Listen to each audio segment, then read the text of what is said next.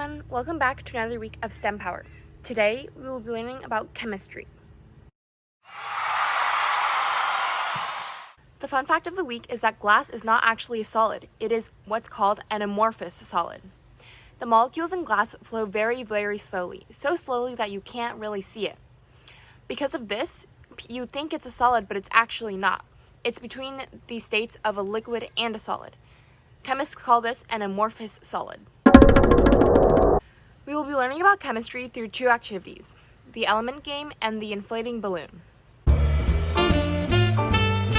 first activity is the element game. For this activity, you will need a periodic table handout, scavenger hunt handouts, pencils, and colored pencils. Before we start, we need to learn a little bit about the elements. The periodic table is made up of 118 individual elements that make up the larger compounds and substances we see in our everyday lives. For example, one molecule of carbon dioxide, otherwise known as CO2, which is a colorless gas that contributes to global warming, is composed of one molecule of carbon and two molecules of oxygen. In other words, elements, in this case carbon and oxygen, combine to form compounds, such as carbon dioxide. An element is a substance that is made completely from one type of atom. Each element is unique because it has different properties and different atomic numbers. An atom is composed of three smaller particles, protons, neutrons, and electrons. The atomic number represents the number of protons, or positively charged particles, that one atom of an element contains. For example, the atomic number of oxygen is 8 because oxygen has 8 protons. The electrons are the negatively charged particles within an atom. The overall charge of an atom is equal to the sum of the protons and electrons. For example, oxygen is an oxygen atom with a -2 charge. It has 6 protons and 8 electrons because 6 plus -8 is -2. For example, according to the periodic table, helium also has 2 protons and an atomic weight of 4. The units are atomic mass units, or AMU. This means that there are 4 minus 2 equals 2 neutrons.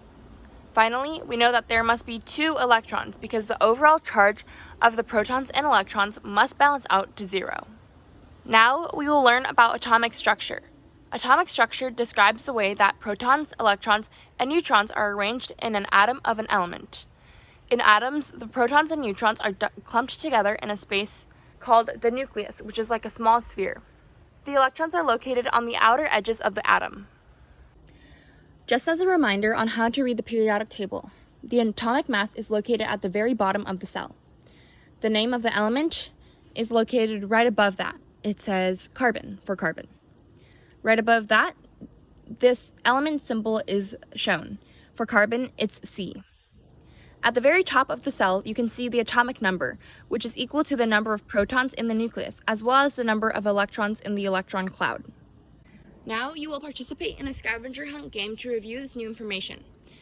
You will get into groups of 2 to 3. Each group will get a periodic table and scavenger hunt handout.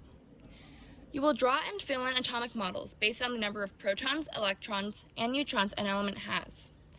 Remember that protons and neutrons are located in the nucleus, which is the center, while electrons lie on the outer ring.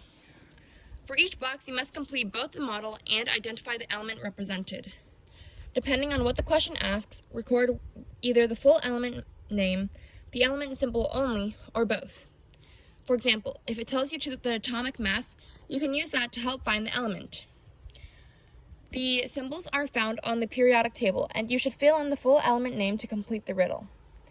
But there are some boxes that are challenges. Some may only give you the number of letters, so you need to find the element that fits.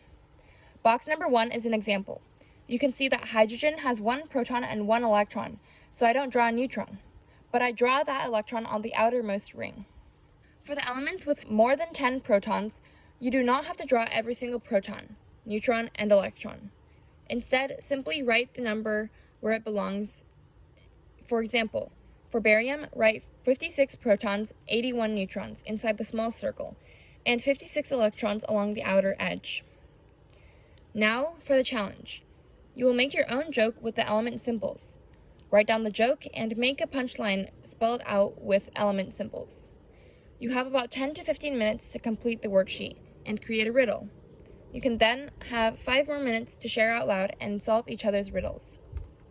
If an atom of nitrogen has 7 protons and an overall charge of 0, how many electrons will it have?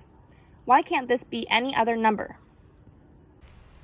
This atom will have 7 electrons. In an atom, the total charge equals the sum of the charges of the protons and electrons. Because there are 7 protons, all of the protons combined have a charge of 7 plus. In order to have a 0 overall charge, there must be the same number of electrons. This is because 7 plus negative 7 equals 0. What is the most abundant element on Earth? What are some examples in which oxygen appears in our everyday lives? Oxygen is the most abundant element on Earth, and it makes up about half of the Earth's crust. Oxygen exists in the form of a gas and is essential to life on Earth. For example, O2, which is a molecule consisting of 2 oxygen atoms, is something that we breathe in that provides the cells in our bodies with the energy that they need to function. Another form of oxygen, O3, is called ozone. Ozone is a polluting chemical in the environment that is harmful to inhale. Ozone is naturally produced by the emissions of automobiles and chemical processing factories, such as power plants.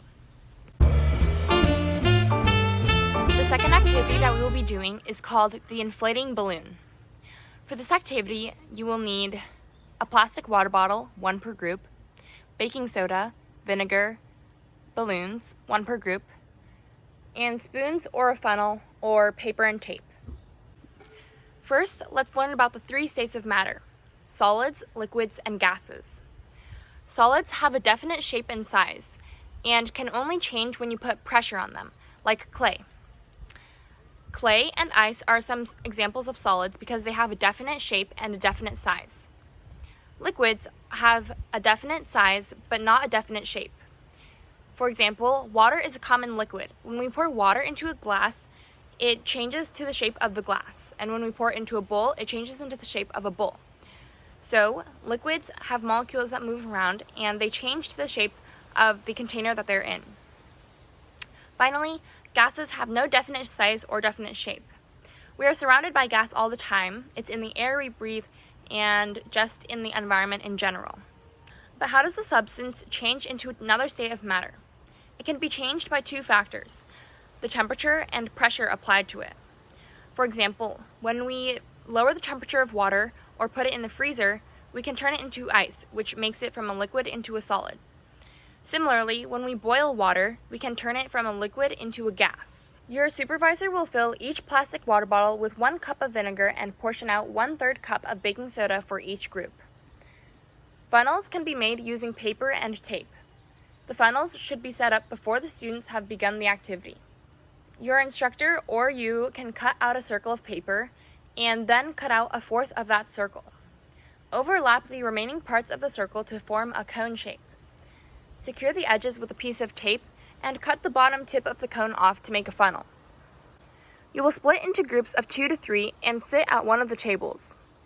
One member of each group should get 1 plastic water bottle that already has 1 cup of vinegar, and then they should also get 1 balloon, 1 spoon or funnel, and 1 bowl of baking soda. You will have a couple of minutes to identify the states of matter of vinegar and baking soda. Are they solid, liquid, or gas? If using funnels, stretch the opening of the balloon over the bottom of the funnel and funnel in the baking soda. If you're using spoons, have one group member hold open the opening of the balloon using their fingers while another spoons the baking soda directly into the balloon. Gently stretch the opening of the balloon over the opening of the plastic water bottle filled with 1 cup of vinegar. Make sure that the rest of the balloon is draped over the side to ensure that baking soda remains separate from the vinegar. Do not pour the baking soda into the vinegar. Pinch the balloon tightly to the plastic water bottle to ensure that everything is sealed. One member of each group should hold the balloon to the bottle throughout the rest of the experiment so that the balloon doesn't release. Slowly dump the baking soda into the vinegar by tilting it upward. Make sure that all of the baking soda is used. You will then observe what happens, discuss what you have observed, and share these observations. In the balloon experiment, which component is a solid? Which component is a liquid? Where was the gas?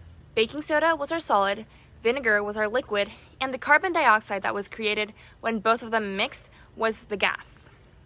In short, the gas could be found in the balloon when it inflated, and the liquid was found in the vinegar, and the baking soda was the solid. Discuss. What is one common substance that we interact with in all three of its states of matter? We interact with water in all three of its states. When we freeze it, it turns into a solid, which is ice. When we drink it, it's just normal water, which is a liquid. And when we leave it out to evaporate, it evaporates into gas. We can see water vapor in the form of steam when we boil water in a pan. I hope you enjoyed those activities. What did you learn? What do you still have questions about? Thanks for learning about chemistry with me. I'll see you guys next week. Bye!